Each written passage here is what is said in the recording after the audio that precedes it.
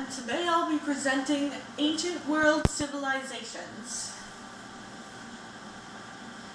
The Byzantine Empire, or how some people call it, the Second Rome.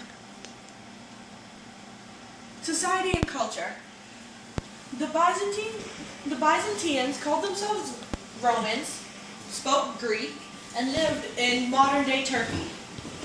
In the Byzantine Empire, they had different ranks. The emperor, who made all the important decisions, while being aided by his inner circle of advisors and bureaucrats.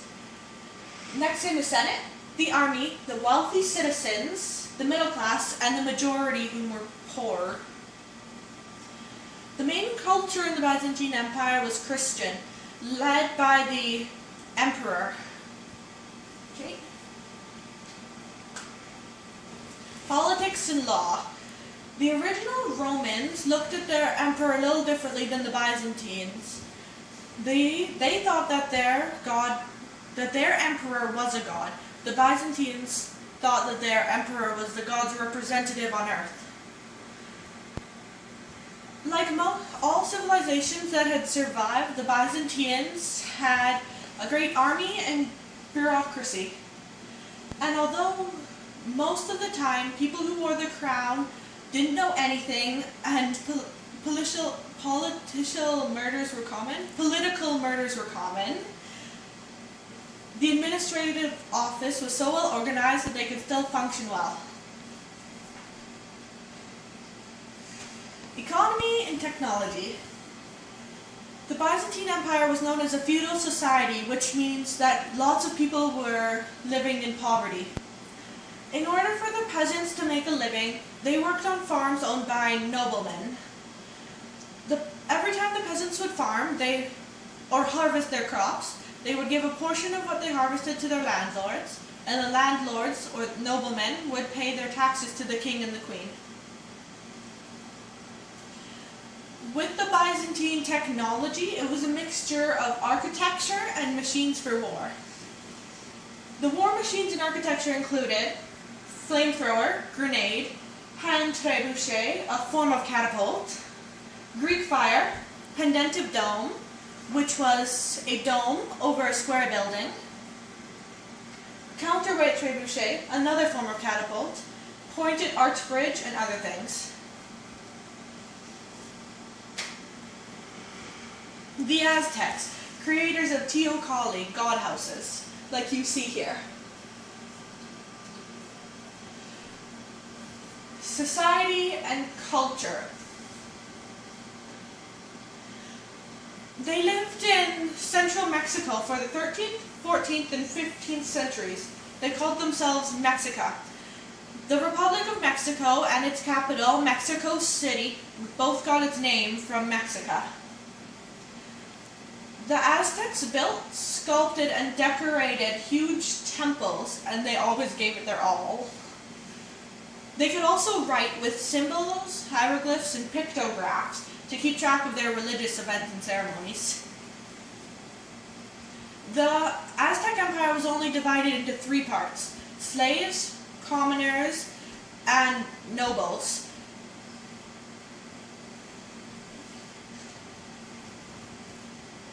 Politics and law. The society was made up of city-states. Each state had a supreme ruler, supreme judge, and administrator.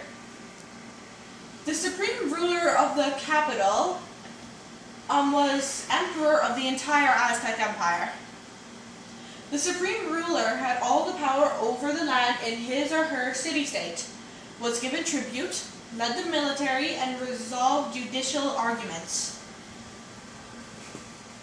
The supreme ruler had to be of noble blood and had to swear allegiance to the king.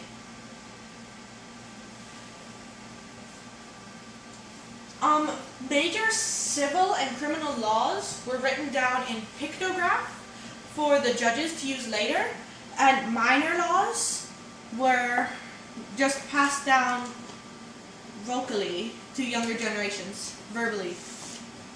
Yeah.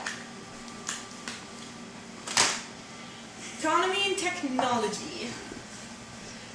Aztec economy relied mostly on farming and trade. Farmers and salesmen bartered and sold goods at the market since there was no real money back then. The Aztecs had invented two calendars. The agricultural calendar, used for keeping track of time and to predict weather and plan the time for planting crops, and the sacred calendar, used for keeping track of religious ceremonies. Every 52 years these calendars would align and they would hold religious ceremonies and events that day because they believed that on one of these days the world was going to end.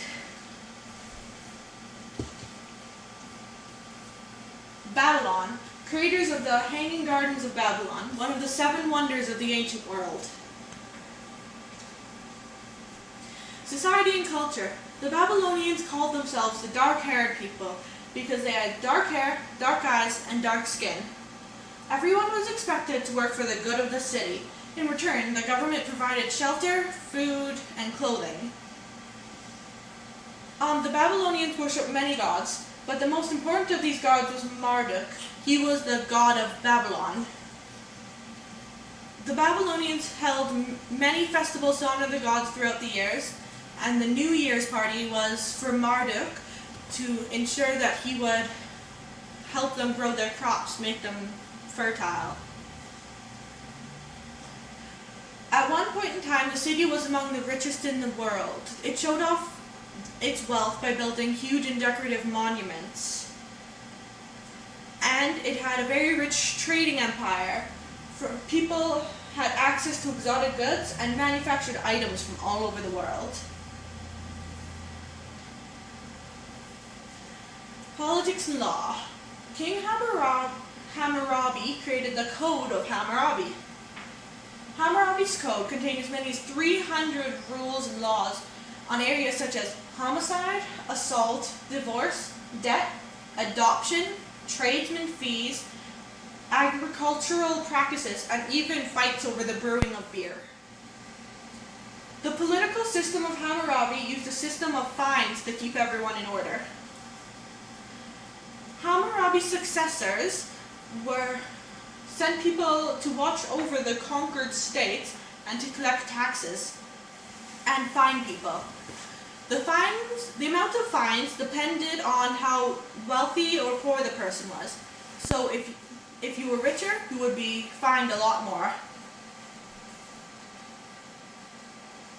Economy and technology. The Babylonians did not use money, but traded things like jewelry, wool, and food. Irrigation was extremely important for the Babylonians, and their land used to make their land fertile and grow crops. The crops were very important because they were nearly their only source of food. The Babylonians had a sundial as their clock. It was divided into 12 hours of daylight and 12 hours of night. And if the daylight was there for 12 more hours, the clock would adjust accordingly, which means they would always have 12 hours of daylight or night, no matter how long those hours really were. Then here's my bibliography. Very long.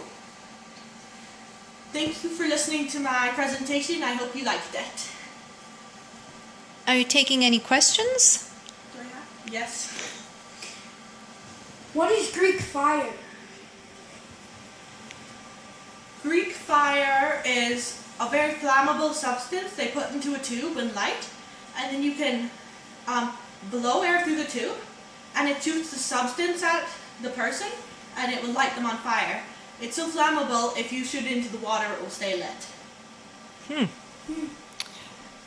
Can you just explain again, what is a feudalistic society? A feudalistic society is when many of the people, or most of them, live in poverty.